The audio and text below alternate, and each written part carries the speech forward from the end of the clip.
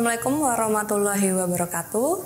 Salam sehat sahabat Romani. Perkenalkan, saya Vita Agustin, ahli gizi Rumah Sakit Romani Muhammadiyah Semarang. Berhubung saat ini kita sedang menjalankan ibadah puasa di bulan yang suci, saya ingin berbagi sedikit informasi atau sedikit tips untuk sahabat Romani yang memiliki penyakit GERD atau bahasa awamnya adalah penyakit asam lambung. Sebenarnya tips yang akan saya jelaskan ini juga bisa dilakukan oleh orang sehat. Tapi memang untuk penderita GERD harus lebih diperhatikan karena kalau salah makan sedikit saja bisa menyebabkan penyakit ini kambuh. Pada kesempatan kali ini, izinkan saya untuk berbagi informasi mengenai asupan gizi yang baik dan aman untuk penderita GERD selama bulan Ramadan. Sebelum kita masuk ke apa aja tipsnya, saya akan menjelaskan sedikit apa itu GERD. Jadi penyakit GERD yaitu singkatan dari Gastroesophageal Reflux Disease atau yang biasa kita kenal dengan penyakit asam lambung, yaitu kondisi ketika asam lambung naik ke kerongkongan yang biasanya diikuti dengan keluhan rasa panas di dada seperti terbakar. Nah, untuk tipsnya supaya puasa aman bagi penderita GERD adalah yang pertama pastinya jangan pernah melewatkan sahur. Karena ketika kita tidur, perut akan kosong dalam waktu yang cukup lama, sehingga akan memicu asam lambung naik. Sebelum makan sahur, diusahakan kita bisa minum segelas air putih hangat. Ketika saat sahur, konsumsi karbohidrat kompleks seperti nasi, jagung, umbi-umbian, ataupun sayuran hijau.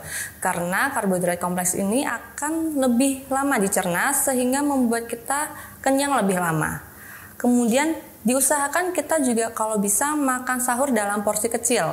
Dengan keadaan yang santai, jangan tergesa-gesa.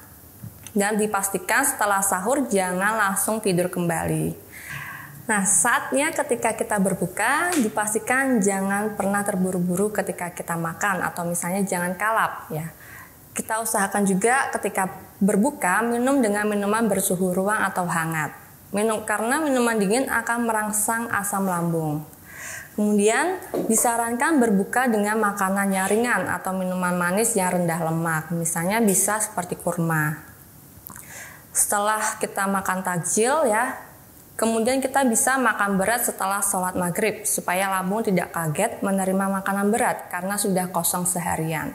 Dimulai dengan porsi kecil dulu, kemudian dilanjutkan dengan porsi gizi seimbang. Setelah kita makan, kalau bisa beri jeda minimal 2-4 jam setelah makan. Karena kalau kita langsung berbaring saat makan, maka akan membuat katup yang ada di antara lambung dan kerongkongan ini berpotensi terbuka, yang menyebabkan asam lambung dan isi makanan naik kembali ke kerongkongan. Nah, selanjutnya kita juga diharuskan untuk memenuhi kebutuhan cairan dalam tubuh dengan konsumsi air mineral kurang lebih 2 liter dalam sehari. Bisa kita bagi misalnya ketika bangun sahur 1 gelas, ketika setelah makan sahur 1 gelas.